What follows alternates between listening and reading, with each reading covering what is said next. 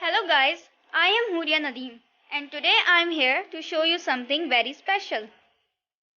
You know guys, there are 70 plus museums in our country and the National Museum is one of them. Let's check it out. ये है Quranic gallery. इस gallery में सदियों पुराने कुरान के नुस्खे रखे गए हैं, जिनकी खास बात यह है कि ये हैंड रिटन है।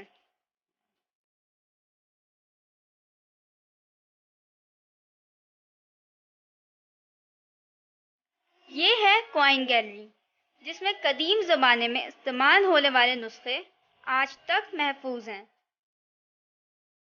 ये है प्रोटो हिस्टोरिक गैलरी, जहां मोहनजोदड़ो से मिलने वाले जेवरात, नवादरात, बच्चों के खिलौने और दूसरी अशिया महफूज हैं।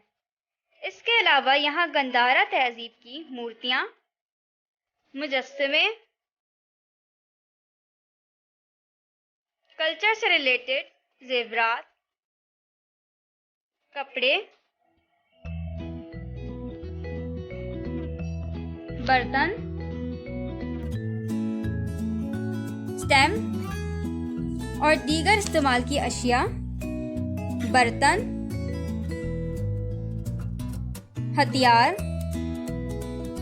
औजार और दूसरी कदीम अशिया यहाँ महफूज हैं। तो गाइस, ये है हमारा मुल्क और यहाँ की खूबसूरत इमारतें। हमें चाहिए कि अपने मुल्क से मोहब्बत करें और कायद की बदौलत मिलने वाली आज़ादी की कदर करें।